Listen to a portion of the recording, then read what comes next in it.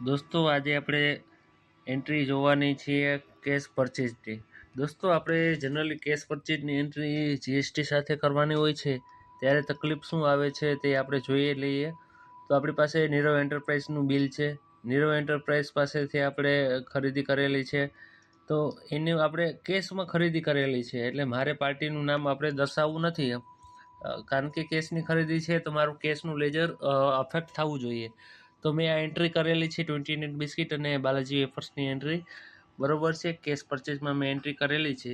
દોસ્તો cache પરચેઝમાં entry કરવાથી શું થશે કે જેવી રીતે આપણે આગળ જોઈ લઈએ એમ કે આપણે ટેક્સ બરોબર 10,490 ઉપર જે કંઈ ટેક્સ લાગવાનો છે, જો અહીંયા મેં ટેક્સેશનનું બધી વિગત ભરેલી છે, તેમ છતાંય જો મારે ઇનપુટ સીજીએસટી હું એન્ટર કરીશ તો અહીંયા કેશમાં આપણે ટેક્સ નથી લાગતો, ઇનપુટ સીજીએસટી નથી લાગતો કેશ લેઝરમાં.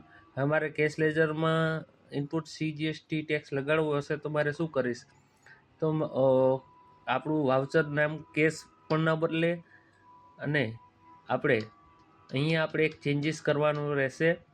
આ બહુ ખાસ મહત્ત્વની વસ્તુ છે, જેથી કરીને આપણા કેશની એન્ટ્રી પણ થઈ જશે, કેશનું લેજર પણ વ્યવસ્થિત આવી જશે અને આપણે નીરવ એન્ટરપ્રાઇઝ પાર્ટી ડિટેલમાં આપણે કેની એન્ટરપ્રાઇઝ નીરવ એન્ટરપ્રાઇઝની ડિટેલ આપણે રાખી દેવાની, જેથી કરીને તમારું જો પાર્ટી ડિટેલમાં પાર્ટી એકાઉન્ટમાં કેશ જ રહેશે, તમે જોયું.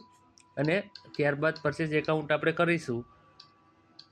જો હું તમને બધી વસ્તુ જો આગળ તમને ખ્યાલ આવી જશે કે આ બધી વસ્તુ આપણે એન્ટ્રી કરીશું, જેથી કરીને જો હવે આપણે પાર્ટી ડિટેલ જો આપણે અહીંયા ટેક્સ લાગી ગયો, આપણા કેશ વાઉચરની અંદર ટેક્સ લાગી ગયો.